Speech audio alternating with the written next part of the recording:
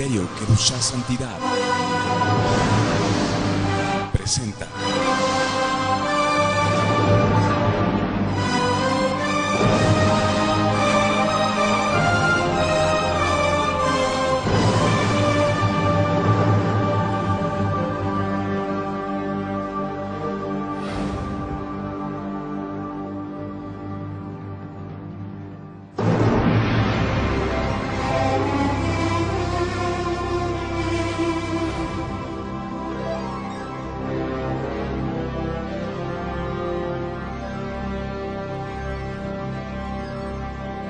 Misterios y Enigma. Ay, Dios, Me salto del tigre. Velo Shalom Aleichem para todos ustedes, amigos televidentes. Este es su programa Misterios y Enigmas. Un programa que le ha dado la vuelta al mundo en la enseñanza de la palabra de Dios. Y una vez más estamos muy contentos de tenerles a ustedes en sintonía en toda Latinoamérica, Europa, África y Asia, donde llega este programa, que se hace acá en el Ecuador y que se difunde también a través de Cadena del Milagro Internacional desde Puerto Rico y también desde la República del Salvador y, cómo no, desde Venezuela. Quiero comenzar nada más este programa saludando a mis amigos y hermanos y pastores, consiervos, el doctor Yatensi Bonilla. ¿Qué tal, che? ¿Cómo andas, Yate? Muy bien, aquí contento en compañía de mis amigos para reflexionar más sobre temas candentes en la actualidad, temas que ya vamos a saber cuáles son los que vamos a reflexionar. Claro. Y quiero también saludar a mi compañero de equipo en el fútbol, a mi marcador, a mi puntero derecho, Arturo Norero. ¿Qué tal, che? ¿Cómo andás? Muy buenas noches, David Yatensi, mis amados amigos y hermanos en todo el mundo. Qué gusto poder nuevamente estar aquí para escudriñar y entrarnos profundamente en la palabra de Dios. Y hoy tenemos un programa espectacular que usted no va a querer perdérselo. Porque hay unos rumores ahí que andan diciendo que mi Señor y Salvador Jesucristo tuvo un affair con María Magdalena, y eso vamos a estar hablando en este programa. Así que sintonícenos y no se atreva a cambiar de canal, porque este programa, le prometemos delante del Señor, va a estar buenísimo. Pero antes, quiero preguntarle a Yatensi, ¿por qué no ha ido a jugar fútbol con David y conmigo? ¿Cómo así te has perdido estos partidazos de fútbol, Yatensi? Bueno, me gusta jugar con figura de fútbol. Me han dicho que ustedes son, me han dicho que ustedes son los goleadores. Sí. Si ustedes son los goleadores, ¿cómo serán los otros compañeros? Y siempre ganamos, gracias al Señor. Yo siempre le decimos a la gente, no se metan con los ungidos de Dios. Y siempre ganamos, gracias al Señor. Y ahora que le dice Yatensi, ¿cómo será? No jugamos contra inválidos, ni cojos, ni nada por el estilo. Y son personas que juegan muy bien. Claro que sí, ganamos y por goleada, que es lo más impresionante. Lo que preocuparía, ¿qué sería que pasara si fuera el arquero Yatensi? ¿Viste? Eso, ahí sí que goleamos por más todavía, por más cantidad. Pero qué cosa. Che, yo estoy pensando, yo me preguntaba, Arturo, en algún momento se lo hicimos esta pregunta a Yatensi, ¿cómo era tu vida antes de conocer a Arturo en especial? Y también a vos. Claro, también a mí, claro. No, hecho el inocente. Cuéntanos, capaz que tu vida no tenía esa sazón, ese gusto de tener la vida ahora que Dios te ha bendecido conociéndonos a nosotros, Yatensi. Ahora que te persigue la gente en la calle, pero no para matarte más que para saludarte. No, o sea, yo agradezco a Dios, realmente lo quiero decir en público, por la amistad con ustedes, porque ustedes son personas muy íntegras. Son dos personas que yo siempre he dicho a la gente, muy sanas, muy auténticos, y son lo que son, no tienen que esconder nada. Tienen ministerios muy lindos, ministerios muy hermosos, la gente los quiere mucho, en todas partes que voy preguntan por Arturo y por David, y yo me gozo que la gente pregunte por ustedes, porque la gente discierne que son personas muy buenas, y realmente así son mis amigos, gente muy, muy transparente e íntegra, sabios, pero los quiero mucho. Y así ha sido tu vida ahora, más tranquila, más calmada, ahora que nos conoces. Mejor no respondo. Bueno, mis amados amigos, eso es lo hermoso de tener este tiempo. Dios nos ha permitido estar juntos para escudriñar la palabra de Dios, para instruir al Ecuador y al mundo entero. Recuerda, el mundo, que este es un programa retransmitido en vivo desde Quito, Ecuador, al mundo entero. Bueno, mis amados, ahora sí, vamos a adentrarnos en el programa de hoy. Tenemos un programa contundente que va a ser de gran bendición. ¿El Código Da Vinci o la Biblia? Pues usted va a aprender a decidir, y justamente vamos a ver un video. Y después del video comentaremos sobre lo que enseñan estos programas internacionales en cable y qué dice la Biblia refutando todo argumento y toda altivez que se levante contra la palabra de Dios. No se vayan, que continúe este programa Misterios y Enigmas de la Biblia. Gracias por estar en sintonía.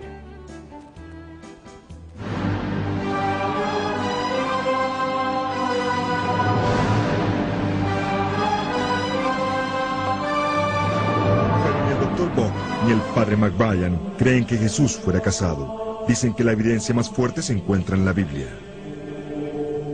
Uno de los primeros testimonios que tenemos es el del apóstol Pablo, a quien no le gusta esconder nada. Y es cuando le preguntan si tiene o no el derecho a tener esposa. El Dr. Bock se refiere a la primera carta de Pablo a los Corintios. Se diría que Pablo se lamenta por el hecho de que quería ser casado.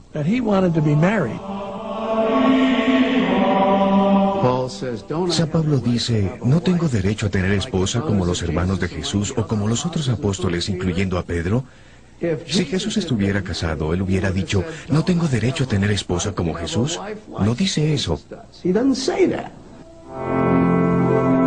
No obstante, el novelista Dan Brown afirma que la evidencia de que Jesús era casado y casado con María Magdalena es aún más convincente.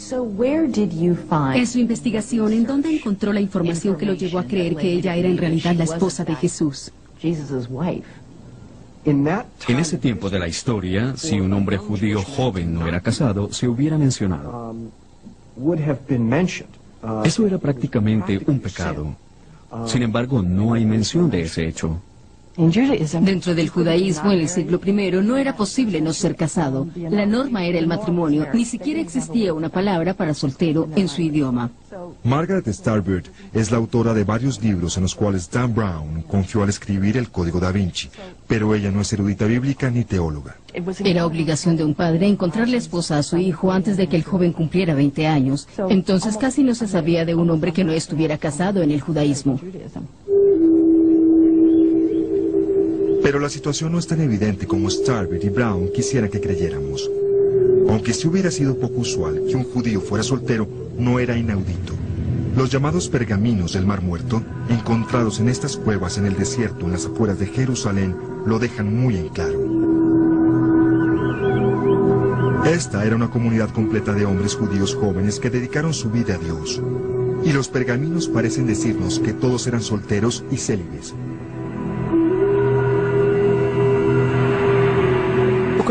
El tema de que Jesús hubiera sido casado es muy interesante. Era muy extraño que un hombre judío fuera soltero. Por otro lado, tenemos registros de Juan el Bautista, de quien claramente Jesús era discípulo. Juan el Bautista vivía en el desierto comiendo miel y langostas salvajes. ¿Era casado? Existe una teoría de que las personas que escribieron los pergaminos del Mar Muerto, los esenios, que eran célibes, influyeron en Juan el Bautista. Sí, por lo menos algunos de los esenios en Qumran eran célibes, y parecen haber influido en Juan el Bautista, Jesús y Pablo. ¿Por qué el mismo Jesús no pudo ser célibe? Pero Margaret Starbird indica otras piezas de lo que llama evidencia en las propias escrituras cristianas, el Nuevo Testamento. Aunque la Biblia no dice abiertamente que Jesús era casado, ¿usted dice que está escrito en forma cifrada y secreta? Sí. Starbird dice que los hechos están ahí, si se sabe en dónde buscarlos. Un lugar es la historia de los evangelios sobre una mujer llamada María Magdalena, que unge los pies de Jesús con aceite y lo limpia con su cabello. Margaret dice que la unción es idéntica a otros rituales antiguos de la región que incluían la unción de los reyes. Es un ritual de matrimonio. La unción del rey era en realidad el rito nupcial. Era prerrogativa de la novia real ungir a su esposo y luego se iban al aposento nupcial. Entonces este antiguo rito litúrgico en toda esta región del cercano oriente se celebra en forma casi exacta en los 4 evangelios. Pero la Biblia no dice que la mujer que unge a Jesús es María Magdalena. La llama María de Betania. Quiere decir que era de este pueblo, hoy llamado Al-Azaria, en las afueras de Jerusalén. Ni siquiera cerca de Migdal o del mar de Galilea. La teoría de Margaret Starbird es que María de Betania es María Magdalena. Según ella, La palabra Magdalena no se refiere al lugar del cual es oriunda. Es una especie de título que los escritores de la Biblia le dieron.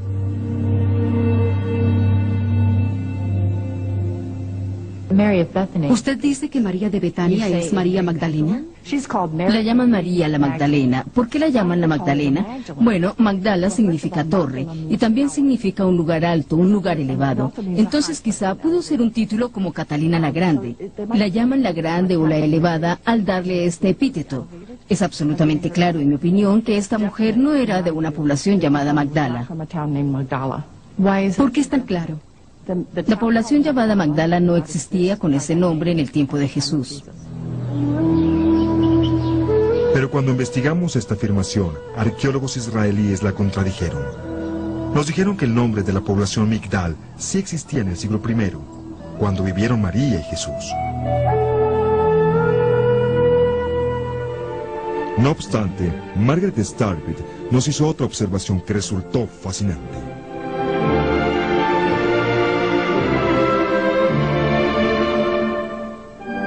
En el Evangelio según San Juan, María Magdalena llora sola en el jardín cerca de su tumba, cuando la sorprende a alguien que resulta ser el resucitado Jesús.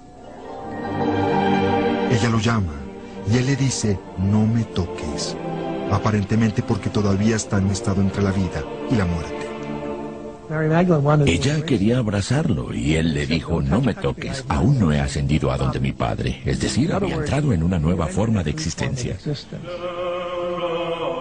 Esta escena ha sido dibujada una y otra vez por grandes artistas occidentales bajo el título Noli me tangere, en latín, no me toques.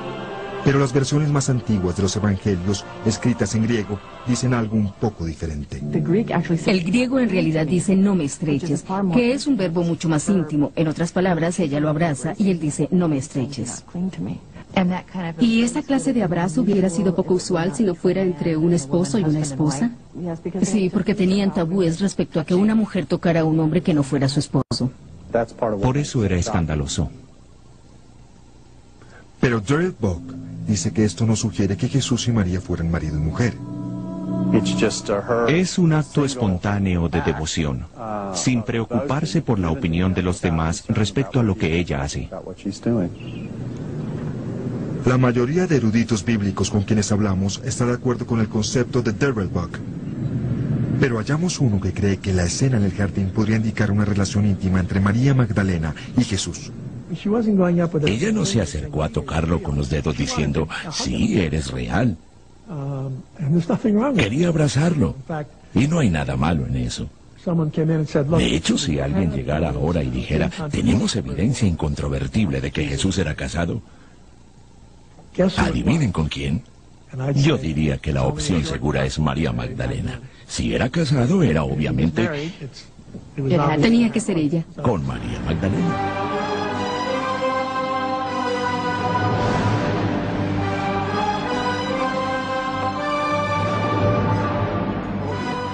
Claro, ya estamos claro. nosotros acá calentando motores, Sí, porque seguro. este programa va a ser increíble. De pronto, usted lo ha visto e inclusive hasta dudado de que de pronto Jesús sí tuvo algo que ver con María Magdalena.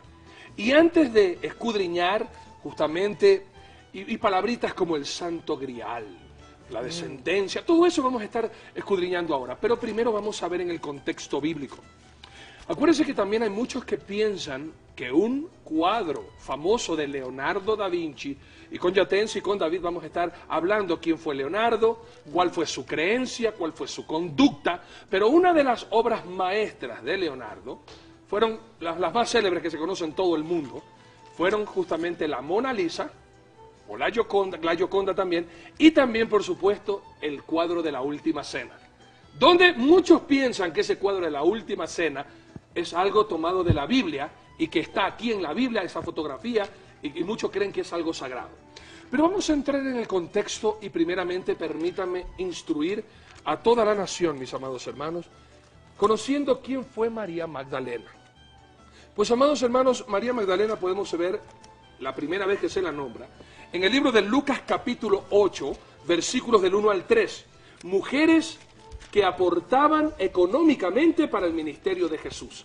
Y la Biblia dice así: Aconteció después que Jesús iba por todas las ciudades y aldeas, predicando y anunciando el evangelio del reino de Dios. Y los 12 con él, y algunas mujeres que habían sido sanadas de espíritus malos y de enfermedades. María, que se llamaba Magdalena, de la que habían salido 7 demonios. María Magdalena era una endemoniada. Así lo presenta la palabra de Dios. Y de ahí hay algunos relatos referentes a María Magdalena. Se la nombra aquí y se la vuelve a nombrar en la resurrección. Y quiero dejar algo bien claro referente a la Santa Cena. Por favor, si usted me acompaña en el libro de Mateo. Y vamos al capítulo 26, por favor. Permítanme leer versículos del 17 hasta el 20. Usted puede leer todo el capítulo, pero quiero puntualizar para ver si María Magdalena estuvo o no, bíblicamente, en la última cena. Porque hay muchos que piensan que en la última cena de Leonardo, el que se sienta a mano derecha de Jesús, ese que está afeitado, no es un hombre, sino es la misma María Magdalena. Y como acabamos de ver, también que María Magdalena tenía autoridad sobre los apóstoles y que ella era la que dirigía a los apóstoles. Permítame leer entonces esto, por favor. El primer día de la fiesta de los panes sin levadura, vinieron los discípulos a Jesús diciéndole: ¿dónde quieres que preparemos para que comas la Pascua? Y él le dijo: id a la ciudad de cierto hombre y decirle: el maestro dice, mi tiempo está cerca, en tu casa celebraré la Pascua con mis discípulos. Y los discípulos hicieron como Jesús les mandó y prepararon la Pascua. Cuando llegó la noche se sentó a la mesa con los 12. Con los 12. Nunca menciona que había alguien más, y quien preparó la cena fueron los mismos discípulos, porque así había mandado el maestro. No estuvo María Magdalena. Y se la vuelve a nombrar a María Magdalena, mis amados hermanos. Si fuera tan amable y me vuelve a acompañar al libro de Marcos, por favor.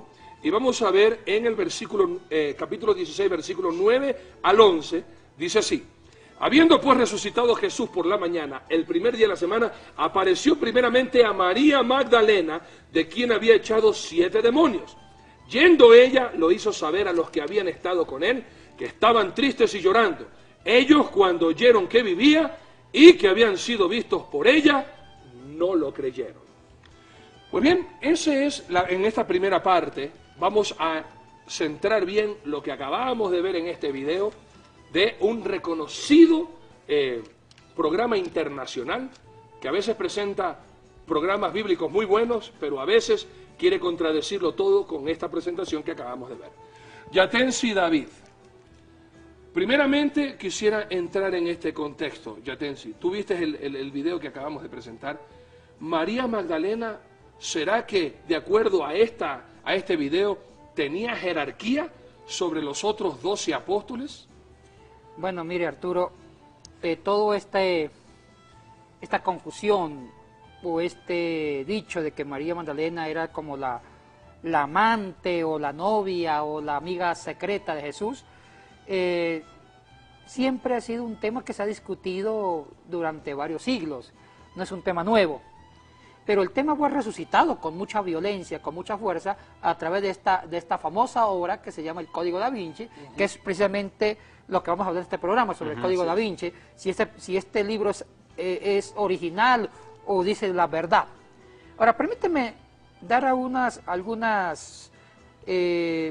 principios generales sobre el Código Da Vinci. Es una obra literaria. El escritor no es un experto en Biblia ni en papirología, no es un experto, no tiene ningún PhD, doctorado en ciencias religiosas, no sabe nada de contenido bíblico ni teológico, es un literato. Y como buen novelista, pues inventa historias, guiones, para publicar y acrecentar el género literario de la novela. Vamos aclarando entonces, Yatensi, te interrumpo solamente para recalcar esta verdad que acabaste de decir. El Código Da Vinci no es un libro histórico, no es un libro para referencias, es simple y llanamente un cuento o una novela literaria. Mira, acá se cumple algo, ¿me permitís con todo respeto? Por favor, atendeme. Segunda de Timoteo, capítulo 4, versículo 3, escucha. Porque vendrá tiempo, y este es el tiempo, en cual no oirán la sana doctrina, sino que teniendo comezón de oír, se amontonarán maestros conforme a sus propias concupiscencias, y apartarán de la verdad del oído, y escucha, y se volverán a las fábulas, a las novelas. Eso es lo que está pasando. Sí, lamentablemente sí. Ahora, en varias universidades serias, cuando se van a hacer trabajos de monografía o de investigación, hay libros que los estudiantes saben que no deben citarlos como referencia o como cita o como fuente de investigación bibliográfica. Entonces, el libro del Código Da Vinci no se usa en ninguna investigación, o sea, no es un libro de referencia para una investigación seria histórica, porque no es un libro de historia, sino un libro de novela, de ciencia ficción. Eso hay que aclararlo. ¿Qué tipo de libro es? Ahora, lastimosamente, este libro ha tenido tanta aceptación que muchas personas, sin capacidad crítica, analítica, lo han adoptado como si fuera un libro de verdad, como si fuera un libro histórico, y han generado muchas dudas sobre la moral de Jesús, sobre la ética de Jesús, o sobre la relación de Jesús con María Magdalena. Y esta obra ha dicho cosas bárbaras. Blasfemias. Más que blasfemias, mentiras que la pasan por verdad, que son insostenibles, y una de ellas. Y es más, con todo respeto, o sea, han rebuznado sobre varios, pongamos, como los protes de Sion, un ejemplo. ¿En qué se han equivocado, han rebuznado? Decir que el Santo Grial siempre se refiere a la última copa, la copa de la cena de Jesús, y que no era una copa, eran 4, porque claro, se tomaban 4 copas. El arbacosot. Exactamente, estaban 4 copas de vino en la cena de Pascua. Te quiero interrumpir porque ahorita dejaste a muchos en la nebulosa. Hablaste del Santo Grial y hablaste de 4 copas. Por favor, podríamos retroceder el cassette y explicar bien qué es el Santo Grial, específicamente hablado en el Código Da Vinci, y qué son esas 4 copas que acabó de mencionar David, por favor, para que todo el mundo entienda y no se pierda esto. Porque, ¿por qué dijiste tú ese de rebuznar? Para que la gente entienda, quiero que vean la mentira y la farsa, cómo engañan a la gente con un Imagínense que yo le quiera decir a usted Caperucita Roja y que el lobo era Jesucristo y que toda la gente comiendo y dice, ay sí, mire, se lo comió la abuelita. Por favor, escuchen bien esta aclaración. ¿Qué es el Santo Grial y qué son las 4 copas? Por favor, para que nos instruyan a todo lo que no sabemos. Con mucho gusto, Arturo. Gracias. Los que han leído la novela, esta obra del Código Da Vinci, o han visto la película, recordemos la trama. La trama gira en torno a la última descendiente, que es una mujer, la última descendiente de Jesucristo. O sea, dando a entender que Cristo tuvo un matrimonio o una relación oculta con María Magdalena y tuvieron hijos, y hay una última descendiente que es precisamente una mujer. Y aparecen una serie de muertes misteriosas, pero los que están detrás de esa muerte es un priorato, es como una logia, es como una logia oculta, que ahí se llama el famoso Priorato de Sion. Y que ese Priorato de Sion quiere resguardar, quiere cuidar el Santo Grial. Entonces hay varias cosas que no cuadran dentro de la propia historia real. Entonces esa es la trama en el fondo. ¿Y sabe cuál es el fin de la película? Al relacionar que el Santo Grial no era la última copa de la cena de Jesús, sino que es el sepulcro de María Magdalena. O sea que el Santo Grial es María Magdalena.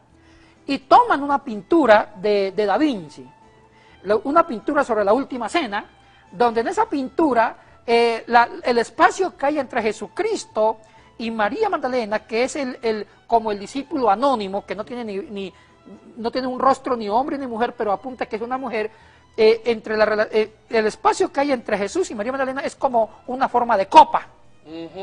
Entonces, muchos intérpretes, como el autor del Código Da Vinci, dice que el Santo Grial se refiere a María Magdalena y ahora es el sepulcro donde está el cadáver de María Magdalena. Ese es el Santo Grial. Esa es una gran mentira. Ningún erudito serio, ningún arqueólogo o historiador de cristianismo, un experto, un PhD en historia cristiana, va a aceptar esto, porque siempre el Santo Grial, la historia lo refiere precisamente a la copa, a la última copa que se celebró la última cena, y que no fueron 1, fueron 4, por razones, usted más que nadie sabe, David, que eran 4 copas que se todavía. tomaban, son 4 copas que se toman de la Pascua. en la celebración de la Pascua. Entonces, el cristianismo antiguo sí le dio como especie de una veneración, que fue una copa, y esa copa se llama el Santo Grial. Entonces, en la novela del Código Da Vinci dice que el Santo Grial no es la copa, sino que es María Magdalena y el sepulcro de María Magdalena. Un error monumental de esa novela, o sea, dando a entender que no conocen de la historia cristiana y no conocen, no saben de la historia del cristianismo y los nombres de los utensilios que el cristianismo ha dado. Segundo gravísimo error, David, muy grave, es que se pegan, no sé cómo decirlo, hay una gran ignorancia, no sé si el autor lo hizo con deliberada maldad. Deliberadamente, o lo hizo por ignorancia, no lo sé. Hay que preguntarle al autor del Código Da Vinci. Dice que habla de un priorato de Sion, dando a entender que el priorato de Sion nació en la Edad Media, con los templarios. ¿Quiénes eran los templarios? Los templarios sí existieron. Los templarios fueron creados por el mismo Vaticano, por el mismo Papa, en conjunto con los reyes de Inglaterra y de Francia, que eran caballeros, eran nobles, que se iban con un ejército a cuidar el Santo Sepulcro, los lugares santos de Jerusalén. Claro. Y ahí nacieron las cruzadas. Ahí empiezan las peleas con el mundo musulmán. Exactamente, porque hay que recordar que Jerusalén fue conquistada por los musulmanes. Claro. En el siglo VII, en el año 622, cuando Mahoma huye de la Meca a Medina, se levanta el mundo musulmán, un nuevo Islam, alimentado por el profeta Mahoma, y ese mundo musulmán tenía una conquista, era la Guerra Santa. Para ellos la religión mahometana se unía a la conquista. Cada vez que el musulmán conquistaba un territorio, era premiado por Alá, con un cielo sensual, que es el concepto de cielo para los islámicos. Entonces, ¿qué pasa? En el siglo VII se inicia la gran conquista musulmana para conquistar todo el Medio Oriente. Palestina fue siempre la manzana de discordia. Conquistan Palestina, conquista Israel. Gracias. Después el norte de África, Egipto, y después gran parte de África, y se lanzan en el siglo VIII, en el 711, a conquistar España. Conquistan España y se lanzan al año 722 a conquistar Francia. Menos mal que un hombre, un cortesano, el administrador del palacio de Francia, llamado Carlos Martel, reúne un ejército de muertos de hambre, se puede decir, de cortesanos, y enfrentó a los musulmanes en la famosa batalla de Poitiers o de Tours, 722, donde fueron derrotados. ¿Qué hubiera pasado si los musulmanes ganan la batalla? Toda la Europa occidental hubiera sido musulmana. Y por ende América también después. Y después de América, retroceden. Pero ¿qué pasa? Entonces, cuando se conquista todo el Medio Oriente, donde está Israel, la cristiandad de Inglaterra y de Francia, junto con el papado, deciden recuperar los lugares santos. Deciden recuperar Jerusalén, Belén. Deciden recuperar el origen del cristianismo, que está en Jerusalén, eso hay que reconocerlo. Entonces, ¿qué sucede? Ahí forman las cruzadas. Tuvieron muchas cruzadas, muchos hablan de 10 cruzadas, otros de 8 cruzadas, que lo organizaban entre los reyes cristianos con el Papa para recuperar los lugares santos. Y cuando recuperaban los lugares santos, nació una pregunta: alguien debe quedarse cuidando los lugares santos para que los musulmanes no vuelvan a reconquistar. Entonces nació los templarios. Los templarios, como dije antes, eran caballeros dedicados, consagrados por la Santa Espada a cuidar a punta de espada los lugares santos.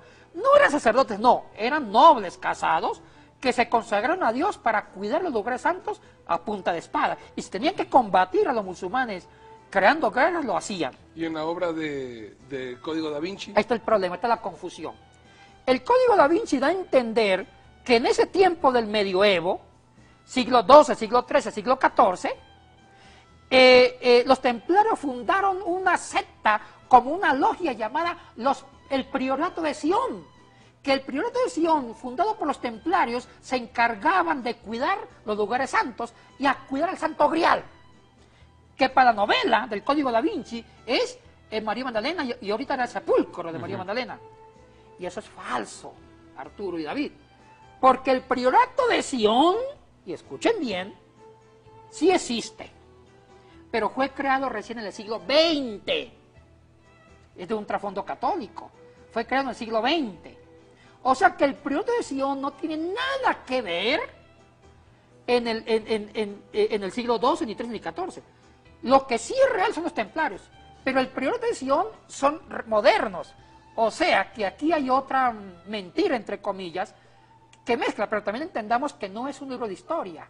El Código da Vinci es un libro de obra literaria, es una obra de literatura, de novela, y en toda novela hay mucha mitología. En toda novela se falsea la historia, que es típico de toda novela. Para darle sensacionalismo. Sí. Esa es otra gran verdad. O sea que hay dos grandes, no digamos mentiras, sino hay dos cosas que son insostenibles. Primero, que el Santo Grial no es María Magdalena, sino la última copa de la Cena del Señor. Número dos, que el priorato de Sion no nació en la Edad Media, sino que es del siglo XX. David, en la Biblia dice en el libro de Isaías 53:8, y a propósito aquí quiero recalcar algo, justamente lo que dijo, fantástico, es increíble este hombre cómo Dios lo ha utilizado, un poquitito nomás de esto quisiera tener yo, pero eso no se nace, eso hay que quemarse las pestañas para estudiar y conocer mucha historia, muchos libros, pero más o menos para ponerlo así criollamente para que podamos entender. Los que conocemos Biblia, sabemos que Moisés fue llamado por Dios en la zarza ardiente, estamos hablando de Éxodo capítulo 3, ¿a qué edad? ¿Se acuerda usted? A la edad de 80 años. Pero Hollywood, usted ve los programas de los 10 mandamientos, siempre sale ante el faraón un hombre joven, de aproximadamente 35, 40 años. Lo que conocemos Biblia dice, ve, eso es mentira. Algo así está hablando Yatensi. Este libro del Código da Vinci, y ya vamos a hablar quién fue Leonardo, para que usted vea de dónde comienza a entretejerse esta historia que ofende a nosotros los cristianos. Y también quisiera preguntarle a David, ya mismo nos vamos a un corte y cuando regrese David me va a tener que contestar 2 preguntas. ¿Por qué no se le burlan a Mahoma? ¿Por qué a Mahoma no le dicen que él es gay? Como a Jesucristo sí, no hay problema en sacar una película que Jesucristo andaba con 12 hombres porque era un homosexual. ¿Por qué a Mahoma no se le inventa estos amoríos? Pero a nuestro Señor y Salvador Jesucristo hasta le hacen hijo, y del cual, de esta descendencia, Leonardo da Vinci también ha sido familiar de Jesús, hermano. Y miren lo que dice la palabra de Dios en el libro de Isaías 53:8, David. Por cárcel y por juicio fue quitado, y su generación, ¿quién la contará? Porque fue cortado de la tierra de los vivientes, y por la rebelión de mi pueblo fue herido. David, quiero dejarte planteado 2 preguntas, tú como judío que crees en el Señor Jesucristo. Inmediatamente volvemos con Yatensi para que nos cuente algo de quién fue Leonardo da Vinci, y endiosado por algunos, pero no conocen quién fue él. David, 2 preguntas quiero dejarte planteadas. Ya la una te la hice. ¿Por qué a los cristianos siempre nos pisotean y de Jesús pueden hablar y escribir lo que les da la gana? No así con Mahoma o con nada que tenga que ver con el Islam. Y la segunda, fuera del contexto bíblico, ¿qué hubiera pasado si Jesucristo hubiera tenido un hijo y se hubiera casado con María Magdalena, con su descendencia y su reinado? Entonces, esas preguntas quedan planteadas, nos vamos a ir un pequeño corte y por favor, este es el momento, mensajéenos, llámenos, que estamos aquí para querer conocer sus inquietudes y recuerde que este mensaje lo puede ver usted en vivo a través de www.dileunamigo.tv y www.historiadelfuturo.tv, que a propósito pasamos el 1.000.000 de visitas. Todo para la gloria de Dios. No se vaya, venimos después de este corte con estas 2 inquietudes. ¿Será que de verdad Jesús tuvo relaciones con María Magdalena y tuvo un hijo y que en la actualidad hay una hija? ¿Y por qué razón a los cristianos siempre nos avasallan, nos avergüenzan y hablan tonteras de nuestro Señor? Eso, David Diamond tiene la contestación inmediatamente después del corte.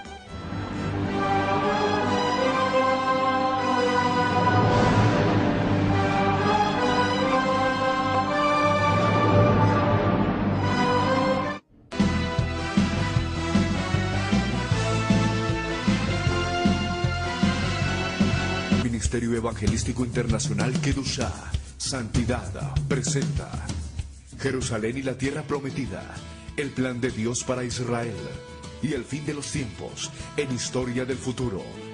Porque para Dios, el futuro es historia.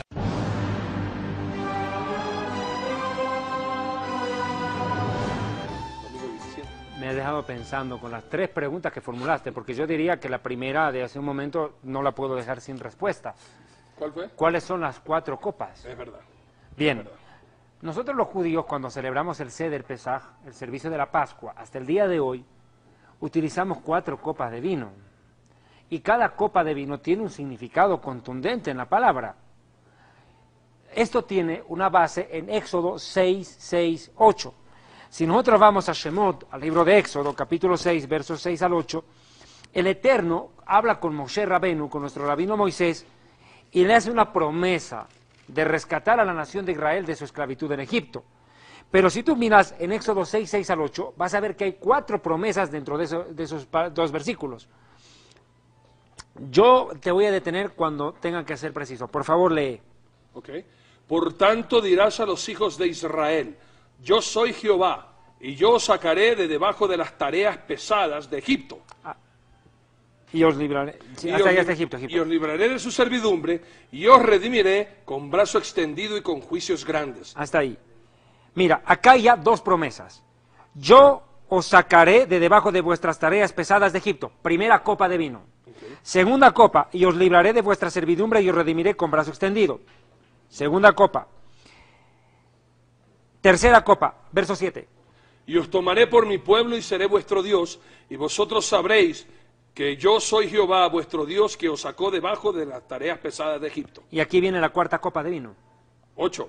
Y os meteré en la tierra por la cual alcé mi mano jurando que la daría a Abraham, a Isaac y a Jacob, y yo os la daré por heredad, yo Jehová. 4 copas de vino, cada uno correspondiendo a las promesas que Dios le da a Moisés. Es lo que los judíos llamamos el Arbacosot, las 4 copas. Cada una de ellas tiene un nombre. Por ejemplo, la primera copa se llama la copa de la santificación. Cuando Dios santifica a Israel y lo escoge a favor suyo, o sea, lo utiliza para su designio eterno. Os sacaré y os los tomo para que sean míos, en pocas palabras. La primera copa decíamos que es la copa de la santificación. La segunda copa es la copa de la liberación, cuando Dios dice yo os liberaré. La tercera copa es la de la redención, que es la que justamente Yeshua agarra y dice, esta es la copa del pacto en mi sangre. La tercera copa es la cual sirve como base para instituir la Santa Cena. La tercera copa de vino es la de la Santa Cena. Y la última es la copa de la alabanza. Cuando aquí dice, yo os daré por heredad, os meteré en la tierra y os daré la tierra, qué sé yo, viste, la última promesa, la del verso 8, os meteré en la tierra por la cual alcé mi mano jurando que la daría a Abraham, Isaac y Jacob, y os daré por heredad. Es copa de alabanza, porque Dios está cumpliendo una promesa y hay que alabarlo por ello. Amén. Ahora, son 4 copas. Ahora, ¿en qué consistían las copas o en qué consisten las copas que nosotros usamos? Son copas de plata. Nosotros utilizamos copa de plata. Curiosamente, en el catolicismo romano utilizan una copa de oro, de la cual también Apocalipsis 17 en algún momento manda un cáliz de oro, pero aquí es una copa de plata. Pero si uno mira, el contexto judío de la Santa Cena de Yeshua va hasta la Pascua judía desde Egipto. O sea, aquí el escritor del Código da Vinci, si no sabe de cristianismo, estoy de acuerdo, pero tampoco sabe nada de judaísmo. Está totalmente perdido el hombre. Como yo siempre digo, con todo el respeto, pero parece un ciego en medio de un tiroteo, no sabe de dónde vienen las balas ni a dónde van. El hombre no tiene una base histórica judía, no tiene una base religiosa judía, peor cristiana, ni mucho menos una base de historia general. Porque acá hay una tremenda enredadera entre la realidad, la historia, la ficción, la fantasía, su superstición, el paganismo y no sé qué cosas más habrá mezclado. Y termina formando una aleación, por así decirlo, de tantas cosas metidas en una ensalada rusa, de la cual él mismo no puede digerirla. Es tremendo problema. Y deja la palabra de Dios casi al borde para los blasfemos de la blasfemia misma o de la aceptación de tal blasfemia. Y los que no estudian Biblia caen confundidos pensando que, y comienzan a confundirse y hasta aceptar que eso puede ser verdad. ¿Por qué razón entonces, David, a los cristianos siempre los basuran y a nuestro santo Señor, el único Salvador, el Mesías prometido, el libertador de Israel y del pueblo cristiano, por qué razón se los pisotea y siempre se les inventa y a los musulmanes y a Mahoma nunca se los toca? Yo hay veces tengo en esto algo clave, ¿no? Yo creo que a la iglesia le falta amor por la verdad y pasión por defenderla. De acuerdo. Yo tomo un principio.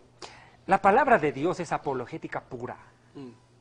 Pregunto, ¿qué es la apologética? Por si acaso nomás. Definila. Es defender la fe. Bien. Tiene que ver con la defensa. Defender la fe. Me encantó mucho cómo Yatensi empezó el programa. Y yo lo acepto con agrado porque viene de un amigo. El consejo de un amigo nunca es rechazado porque sabes con qué intención va. Amén que sí. No es crítica, sino es un consejo Es un consejo sabio, que yo lo recibo con amor y te lo amor. digo públicamente. Sí. Yo muchas veces me he excedido en mi defensa de mi pasión de la verdad. Pero hay veces yo también digo, ¿y por qué no se defiende con semejante ahínco también tanta blasfemia que lanzan contra nuestro Dios? Así es. No, es que Dios va a juzgar. Dios va a hacer. Entonces, ¿qué hacemos nosotros? Espectadores ociosos y cómplices de tanta blasfemia contra nuestro Dios y que atenta a nuestra propia fe. La palabra de Dios a mí me dice en el libro de Judas, capítulo 1, es el único que tiene, verso 3. Amados, por la gran solicitud que tenía de escribiros acerca de nuestra común salvación, me ha sido necesario escribiros exhortándoles que contiendan ardientemente por la fe que una vez ha sido dada a los santos. Hay que contender por la fe, es que no puedes dejar pisotear la palabra, no puedes dejar pisotear la verdad. Lo hemos dicho más de una vez a Yatensi en este programa y en la Historia del Futuro, el amor no pisotea la verdad, la proclama sin temor. Uno no puede en nombre del amor ocultar la verdad. Yo personalmente muchas veces prefiero pecar de imprudente por decir una verdad que de cobarde y callarme lo que Dios me manda hablar. Bien dicho. Entonces, ¿qué ocurre? A mí la palabra de Dios también me pone un parámetro. En Colosenses me dice la palabra de Dios en el verso... Capítulo 4, versículo 6. Sí, 4:6, gracias. Sea vuestra palabra siempre con gracia, sazonada con sal, para que sepáis cómo debéis responder a cada uno. Es que la iglesia tiene que tener respuesta contra todo este cúmulo de blasfemias, de herejías que se están convirtiendo prácticamente en el pan de cada día y lo más terrible, están poniendo la palabra de Dios, la Biblia, el libro que Dios nos dio como un manual de vida, en un lugar menos que secundario y poniendo por encima de ello fantasías de seres humanos que yo no sé qué tanta moral tengan, porque yo creo que cada libro es el reflejo de lo que su escritor vive, piensa y siente. Y a mí dice que hay dos clases de autores buenos, los que piensan para escribir y los que hacen pensar cuando escriben. Pero acá realmente me hace pensar en lo que este hombre escribe, porque termino dándome cuenta que el autor del Código Da Vinci tal vez sea un inmoral sexual que simplemente plasma sus instintos en un libro que lo convierte casi en una verdad, por tanto repetírsela, y no porque sea una verdad en sí misma.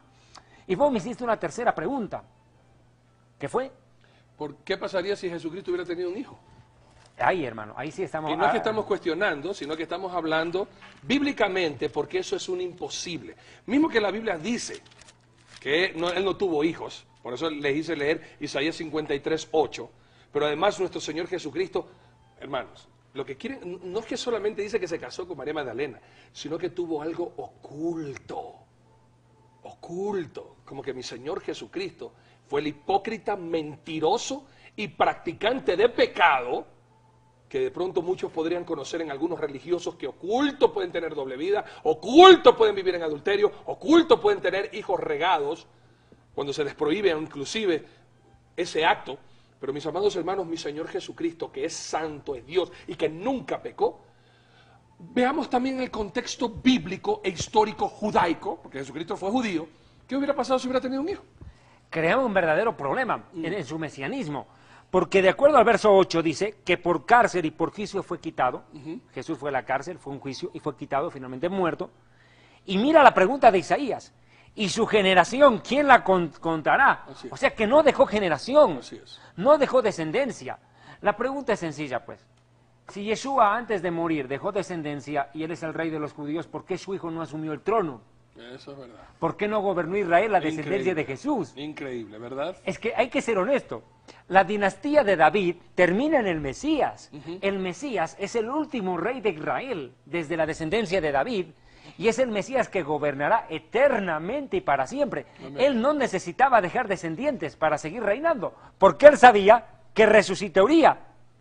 Al resucitar, el Mesías asume nuevamente su trono. Bendito. ¿Y como qué? hoy está gobernando el universo a la diestra del Padre, y llegará el día en el cual vendrá el Mesías y sojuzgará las naciones y las gobernará y las quebrantará con vara de hierro y las quebrará como vasija de alfarero, como dice el Salmo 2, y gobernará las naciones por 1000 años, y cuando el fin del mundo haya ocurrido, el Hijo de Dios seguirá gobernando eternamente y para siempre, porque su reinado no tiene fin. O sea, Él no necesitaba dejar descendencia, porque Él gobernará para siempre.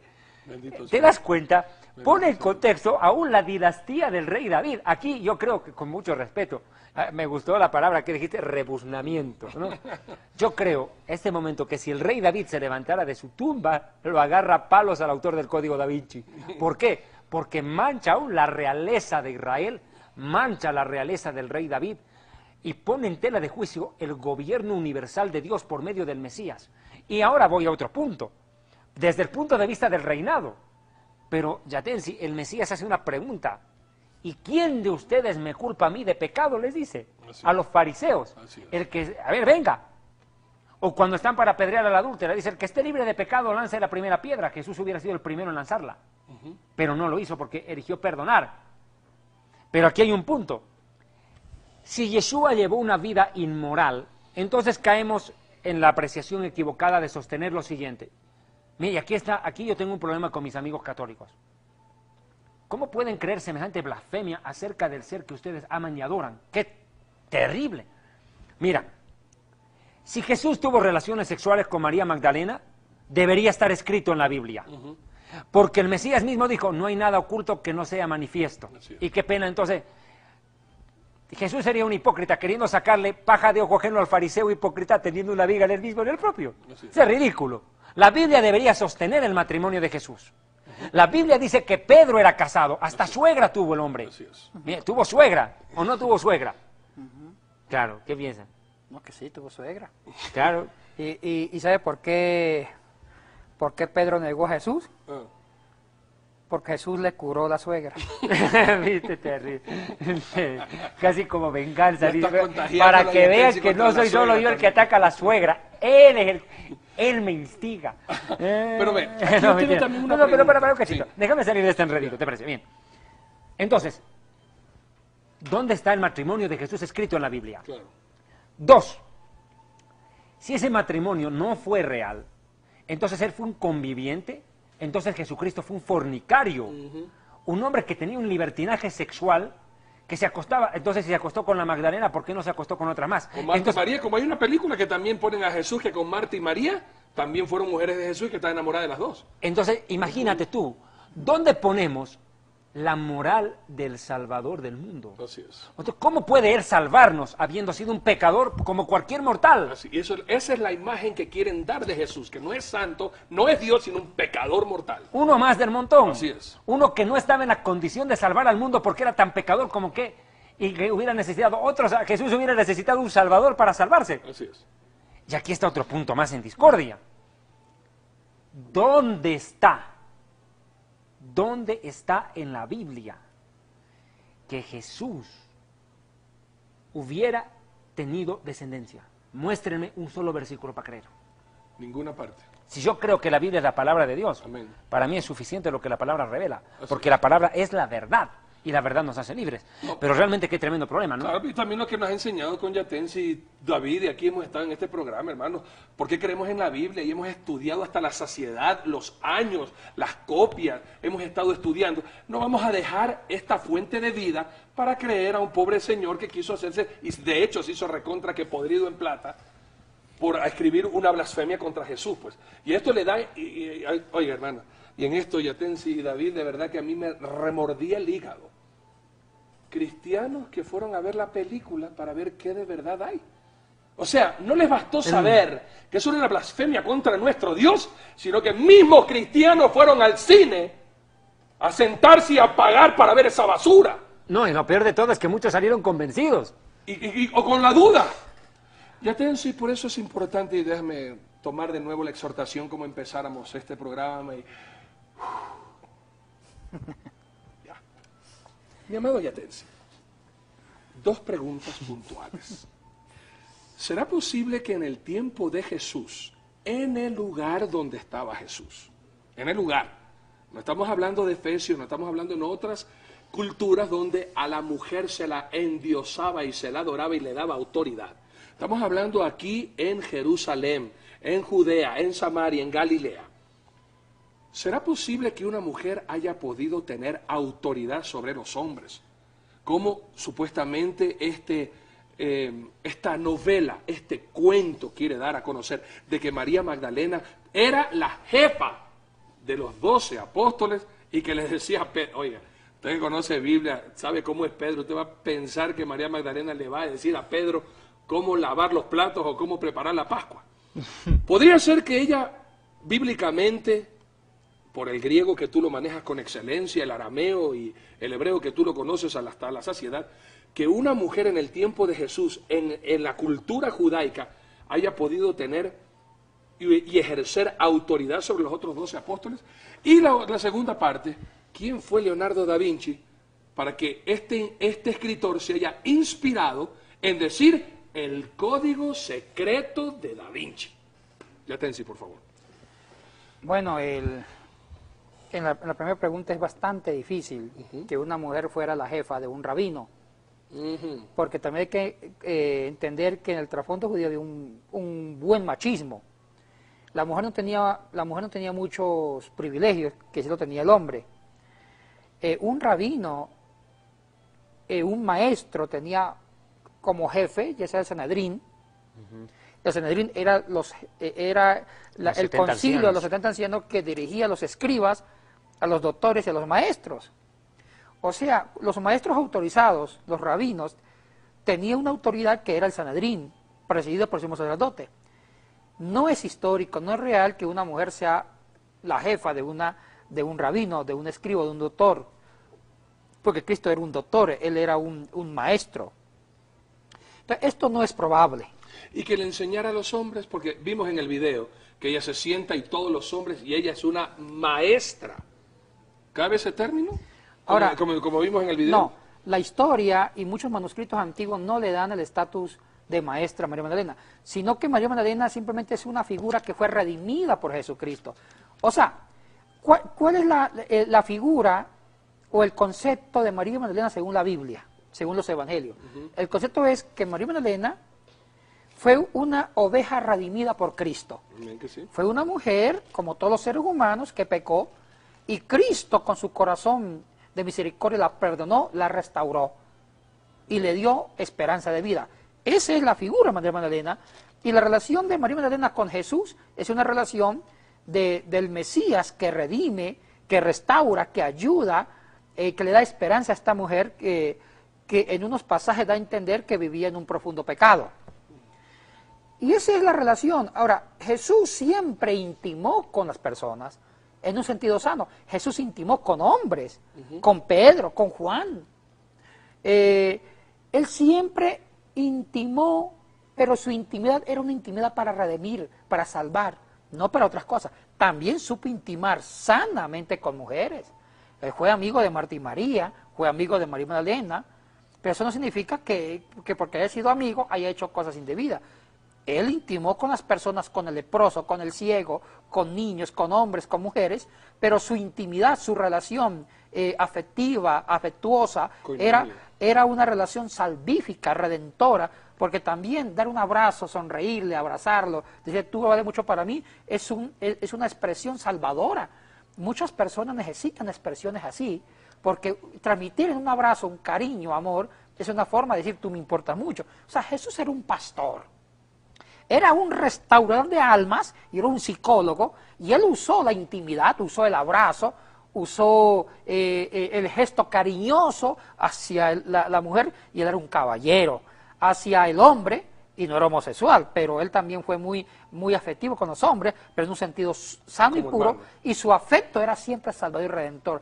Y aquí hay un lindo mensaje pastoral. Los pastores debemos ser así como Cristo, debemos ser afectuosos, dulces, debemos ser cariñosos, intimar con las ovejas para buscar su salud espiritual, para redimirla, salvarla, porque hay muchas ovejas que están heridas, que más que palabras necesitan una actitud, un abrazo, y Cristo supo de esto. Pero qué pena que muchas personas hayan confundido, hayan malentendido el afecto pastoral de Jesús para decir que tenía algo con María Magdalena. Da mucha pena. Y un consejo, quiero dar un consejo, antes de terminar este espacio, este programa, un consejo. Mire, bueno, de pronto yo quiero agregar algo. Está bien. Si Jesús tuvo, bueno, si muchos han ido a ver la película, El Código Da Vinci, no hay problema, pero que la miren con ojos críticos. Yo la vi, la película, pero no para convencerme que lo que dice es cierto, no, sino con una actitud crítica. También leí el libro, para criticar y saber qué es lo que dice, pero también para poder defender, poder enseñar. Hermanos, lean mucho, prepárense, sean críticos, no traguen entero todo lo que digan cualquier persona, o todo libro, toda película. Tengan una mente crítica, y para ser crítico hay que prepararse mucho, conocer muchas cosas para no dejarse engañar por mucha falsa doctrina. Bien hecho. Y una cosita que también quería acotar de María Magdalena, que fue una mujer muy valiente, muy macha, como decimos nosotros acá los ecuatorianos. En el libro de Mateo, capítulo 27, versículo 56, los hombres andaban todos escondidos, pero a los pies de Jesús crucificado estaba María Magdalena, María la madre de Jacobo y de José, y la madre de los hijos de Zebedeo. María Magdalena estuvo ahí al pie del cañón con el Mesías. Nos vamos a un pequeño corte y vamos a regresar inmediatamente con la segunda pregunta que le hiciéramos a Yatensi y también una acotación de David. ¿Quién es? Pues este famoso Leonardo da Vinci, que a todo el mundo le rinde pleitesía. Venimos enseguida, no se vayan.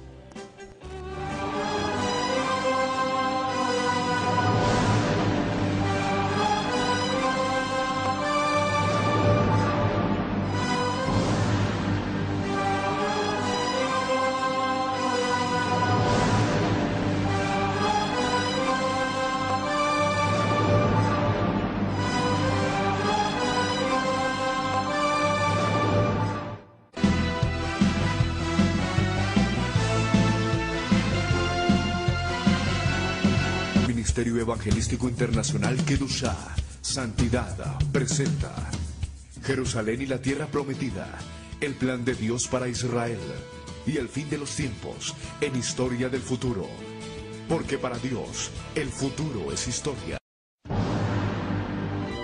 Mire, Leonardo da Vinci fue un gran científico y es considerado como un genio al lado de otros genios. Es una mente brillante, una mente maestra. Fue pintor, también fue inventor, fue inclusive hasta literato, poeta. Dicen que él inventó el tanque de guerra. Bueno, realmente es un genio, eso no se lo vamos a discutir. Pero sí tuvo muchos problemas morales. Y aquí, bueno, siempre se ha habido, y yo tengo miedo de pronto juzgar a alguien sin tener pruebas, pero siempre ha habido rumores de su tendencia sexual bastante criticada.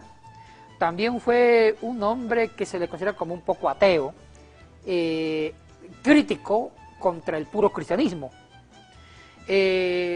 También tiene virtudes, obvio, tampoco no se lo vamos a destruir por errores que tuvo. Pero el problema no tanto fue Da Vinci, fue el autor del Código Da Vinci que lo usa. El problema no es Da Vinci, es el que escribió el libro usando a Da Vinci. Lo que hizo Da Vinci fue pintar un cuadro, que es famosísimo, sobre la última cena de Jesús. Y en ese cuadro, el autor del Código Da Vinci interpreta la pintura, y hay que preguntarle si Da Vinci quiso pintar de esa forma. ¿Cuál es la interpretación que le hace el autor del libro Código Da Vinci al propio Da Vinci? Dice que ese cuadro, el espacio que hay entre Jesucristo y ese apóstol que es María Magdalena, hay un espacio como que sensual. Ese espacio, pongamos usted que sea María Magdalena, disculpe, no quiero... Con barba. Con barba. Allá. O mejor ya, andate allá. Es que está sin barba. Entonces, no, andate allá. Que aquí quizá el código María Magdalena, no. Yo soy Jesús. En el cuadro, la interpretación que da el autor de este libro es que en esa distancia es como una distancia de una copa. Está pegada a la cintura y hay un alejamiento de la cabeza del tronco de María Magdalena con el tronco de Jesús, y es una copa. Y esa copa la interpreta como seducción, sensualidad. como la figura de una mujer. Pero qué ridículo. Esbelta. Esa es la interpretación que le da el autor de este libro, interpretando a Da Vinci. O sea, también hay que ver si Da Vinci quiso pintar así, Claro. cosa que yo dudo, es la interpretación. Entonces, el trasfondo que le da este autor de este libro es que Jesús sí tuvo una relación sensual con María Magdalena, porque la pintura lo da a entender.